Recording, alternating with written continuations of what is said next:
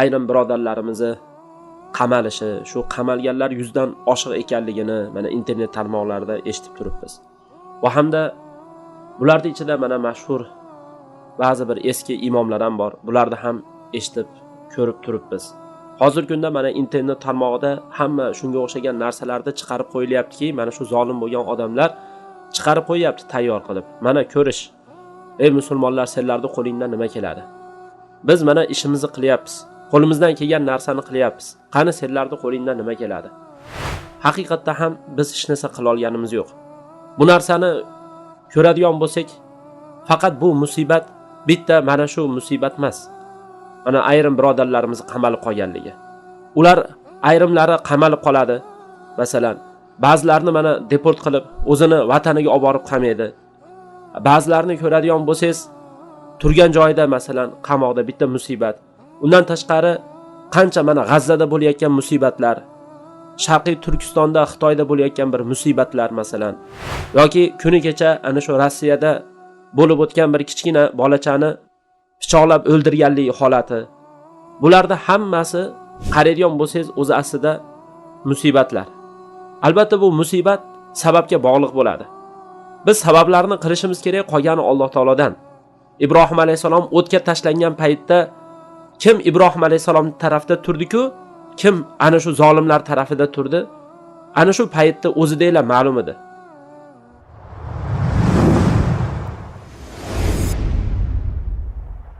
Bismillahirrohmanirrohim. Assalomu alaykum va rahmatullohi va barakatuh. Bugungi kunimizda bo'lib turgan mana ba'zi bir yashalib turgan joylarda ayrim birodarlarimizni qamalishi, shu qamalganlar 100 dan oshiq ekanligini mana internet tarmoqlarida eshitib turibmiz. Va hamda bularning ichida mana mashhur ba'zi bir eski imomlar ham bor. Bularni ham eshitib, ko'rib turibmiz. Hozirgi kunda mana internet tarmog'ida hamma shunga o'xshagan narsalarni chiqarib qo'yilyaptiki, mana shu zolim bo'lgan odamlar chiqarib qo'yapti tayyor qilib. Mana ko'rish. Ey musulmonlar, senlarning qo'lingdan nima keladi? Biz mana ishimizni qilyapmiz. Qo'limizdan kelgan narsani qilyapmiz. Qani senlarning qo'lingdan nima keladi? Biz mana qilganimizcha qilyapmiz. Senlar nima qila olasan? Haqiqatda ham biz hech narsa qila olganimiz yo'q. Bu narsani ko'radigan bo'lsak, faqat bu musibat bitta mana shu musibat emas. Mana ayrim birodarlarimiz qamalib qolganligi. Ular ayrimlari qamalib qoladi. Masalan, ba'zilarini mana deport qilib, o'zini vataniga olib borib qamaydi. Ba'zilarini ko'radigan bo'lsangiz, turgan joyida masalan qamoqda bitta musibat. Undan tashqari qancha mana G'azzada bo'layotgan musibatlar, Sharqiy Turkistonda, Xitoyda bo'layotgan bir musibatlar masalan, yoki kuni kecha ana shu Rossiyada bo'lib o'tgan bir kichkina bolachani pichoqlab o'ldirganlik holati. Bularda hammasi qaraydigan bo'lsangiz o'zi aslida musibatlar. Albatta bu musibat sababga bog'liq bo'ladi. Mana shu boshga kelayotgan musibatlar, ishkanjalar, qiyinchilik holatlar bular sababga bog'liq. Biz sabablarni qilishimiz kerak, qolgani Alloh taolodan. To'g'ri, masalan, qadarda yozilgan narsadan inson qochib qutula olmaydi. Qadaringizda bo'lsa, boshingizda borini ko'rasiz baribir. Lekin shu bilan birgalikda biz qo'limizdan kelgan vojibotni qilishimiz kerak. Ibrohim alayhisalom o'tga tashlangan paytda kim Ibrohim alayhisalom tarafida turdi-ku, kim ana shu zolimlar tarafida turdi, ana shu paytda o'zidagina ma'lum edi. Masalan, mana kalta kesak degan hasharot Ibrohim alayhisalomga qarshi turdi. Shuning uchun ham Rasululloh ana shu kalta kesakni o'ldirishlikni o'zi savob deb qo'ydi-da. Kalta kesakni o'ldirishni o'zi savob dedi. Bo'lmasa o'zi aslida u nima ham qila olardi? Vaholanki katta gulxanga yaqinlashsa, kuyib ketardi, yo'q bo'lib ketardi. Lekin ana shu kalta kesak puflab turgan. Bo'lmasa uni puflashi hech narsani hal qilmaydi. Lekin u o'zini safini aniqlab olganda, shuning uchun ham ana shuni bir urib o'ldirishlikka Rasululloh bizni buyurgan. Mana shu narsada savob bor degan. Demak, zolim bo'lgan insonlarga qarshi turishimiz kerak. Ularni oqlashlik emas. Ularni oqlashlik bu bizni qo'rqoq ekanligimizni belgisi bo'lib qoladi. Ularni oqlash, qo'lga tushgan odamlarni ayblash, bu bizni qo'rqoqligimizning belgisi. Alloh taolo ofiyat bersin. Albatta mana shunga o'xshagan bu bo'lib turgan musibatlar har kimni boshida bo'lishi mumkin. Alloh taolo o'zi ofiyat bersin. To'g'ri, bu musibatlar xosatan bir kelishda katta ko'rinishda keladi. Keyinchalik u narsa yaxshi bo'lgan ekan deyilishi mumkin. Masalan, Yusuf alayhisalomning qissasini qarang. Aka-ukalar, o'zini aka-ukalari, o'zini jigarlari, bir qo'ni-qo'shnilar, bir birodarlar va boshqalar emas.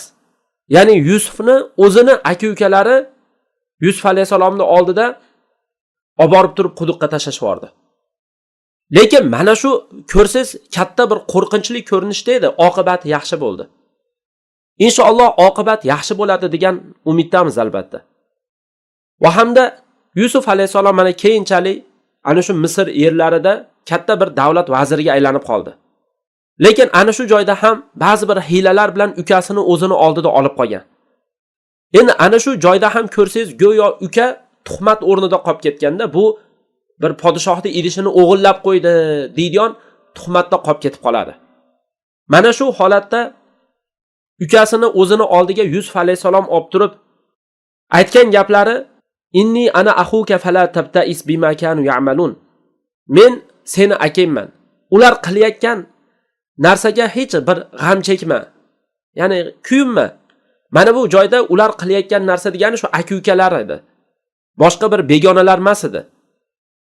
Shuning uchun mana bu joyda qarang, Qur'oni Karimda bizga insonni xosatan mana Yusuf alayhisalomning aka-ukalari vaholanki Yusuf alayhisalomga dushmanchilik qilib qo'ygan edi.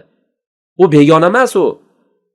O'zini aka-ukasi bo'lib turib dushmanchilik qilib qo'ydimi, qolgan odamdan nima kutasiz? Shuning uchun ham men mana shu joyda mana bu boshga kelgan musibatlar uchun shu musibatlangan odamlarga va yana qolgan odamlarga ham bir qancha eslatmalarni eslatib gapirib qo'ymoqchiman. Mana bu eslatma Fadakkir fa inna zikra tanfa'ul mu'minin, eslatish mu'minlarga manfaat beradi xolos.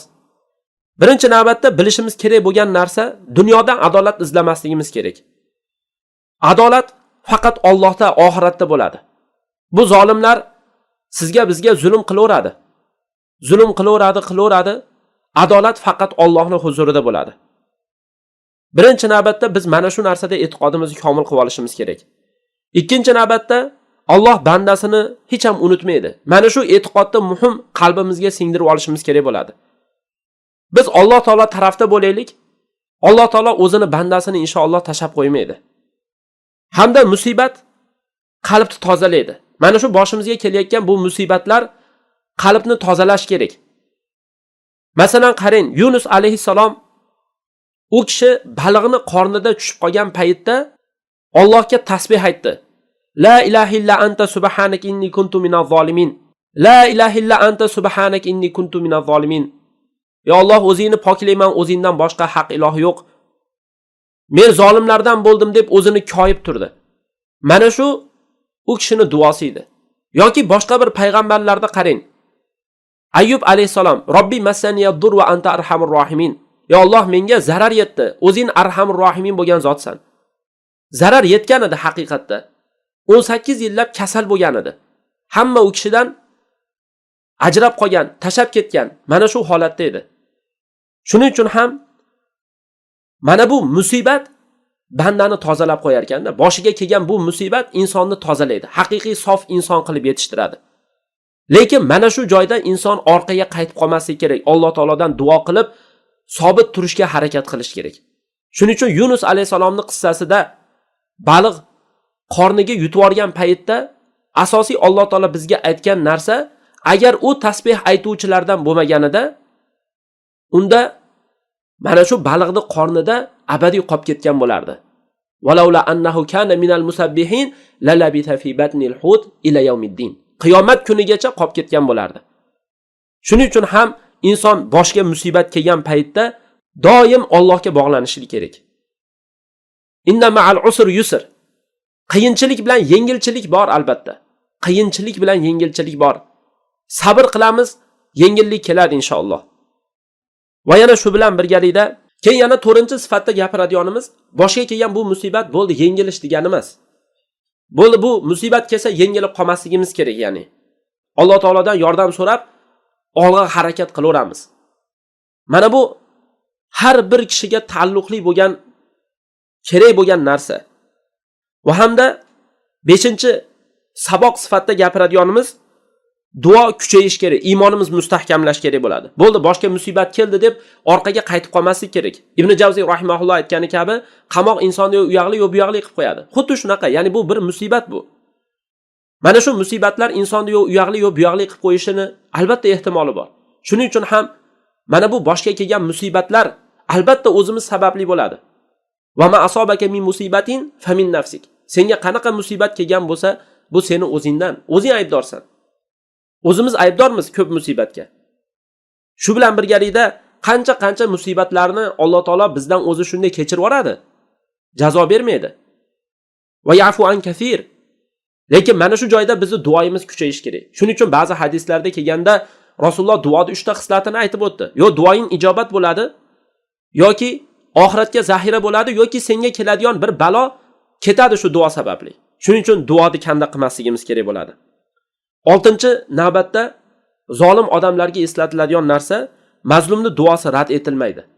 Mazlum bir birodarlarga yetkazishni imkoniyati bo'lsa, yetkazib aytishlik kerak. Mazlumni duosi qaytarilmaydi. Mazlumni duosini qarshisida parda yo'q. Shuning uchun Rasululloh Muoz ibn Jabalni Yamanga jo'natayotgan paytda sen bor ana shularga deb turib uzun bir nasihatlar qilib ba'zi narsalarni gapiradi va gapini oxirida vattaqi da'vatal mazlum. Mazlumni duosidan qo'rqin. Zero ana shu mazlumni orasi bilan Alloh taolo orasida hech qanday parda yo'q. Duo qilar, duosi ijobat bo'ladi.